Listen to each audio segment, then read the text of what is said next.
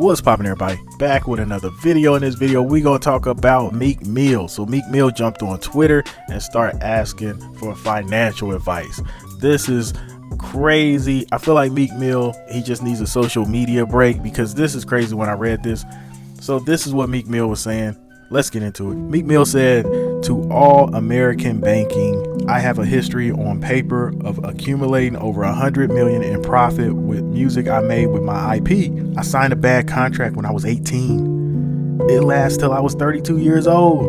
Ross did some good business with me, but I want my money from the banks. I've been handling millions since the age of 23. I have 10 other businesses. I don't need my money from just labels. I want to build my own. I want to partner with some existing label, and I still want my money from a bank or investor. Music is too easy to generate money for me. I'm speaking in general, that I want my money from the banks to invest in studio/marketing. It's not hard. On a major, I was spending 1.2, sometimes 2 million a year on studio. According to them, this week I buy a studio for 600K, which cuts that in half, and I can rent out 2,000 a day. Marketing up to 5 million staff, 2 million a year.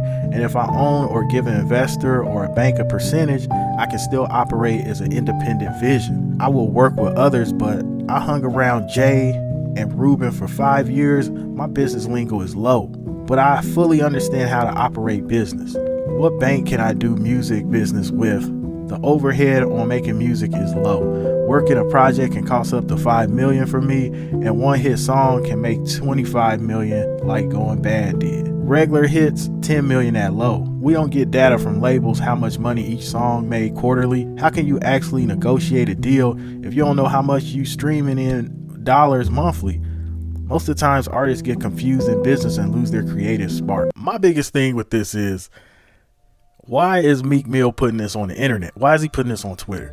And then the super confusing part is saying, "I hung out with Jay and Ruben, but my business lingo is low." Man, come on. Hove ain't just a businessman, he's a businessman. It's like, if you can't get the blueprint from Hove, I don't know what's going on. Like, and then it's like, he doesn't just hang out with Jay and Ruben. We seen him hanging out with these billionaires, and they got him bunny hopping, doing all type of goofy stuff. It's like, so you've been bunny hopping for these billionaires, but not soaking up no game. Like, they won't give you no solid advice. They won't go into business with you on an investment level. Like, it seems from what I'm reading that, he wants some investors, and and it's like, bro, you're hanging around millionaires and billionaires constantly, and you can't have no business meeting with them. Like, you can't hit them on the phone and be like, "Yo, I got this play, I want to see what's up with it." It's like, what is going on? It's like the meme that was going around where they're like, dinner with Hove, or a couple $1 million, or a couple $100,000, and then people's like, I take the dinner with Hove, and some people like, I take the money. It's like, bro, Meek Mill done had both. He done had money, and he done had dinner with Hove. So it's like, bro, where's the disconnect? You should actually be able to like tap in with these people, and they should be sharing knowledge. But you could tell the industry is not what it's made of, is not what it's cracked up to be, because he's at the Rock Nation brunch, but he can't soak up any game. His business lingo is low. It's like, how's your business lingo low, and you at Rock Nation brunch with Diddy, Hove, and a slew of other, like, even Rick Ross. Like, think about Rick Ross for a second. When's the last hit record Rick Ross produced? Like, what's the last hit song that Rick Ross had that was just charting crazy? Rick Ross music has not been on a top tier level in a long time, but every time I see Ross, he's happy, he's balling out of control, he's getting richer every year. And it's because he has so many businesses, so many investments, stuff that's outside of music. So like, even if Ross don't have the biggest record or the hottest single, and he's still good forever. Like he always said, rich forever. Ross is good. So the whole thing is like, why not soak up game from Ross? Like, you got all these resources, and you're on Twitter being like, "Yo, I need the banks and the investors." And it's just, it's just strange to me because most people don't have those resources. Most people that's entrepreneurs, they can't get Hov, they can't get Jay-Z on the line.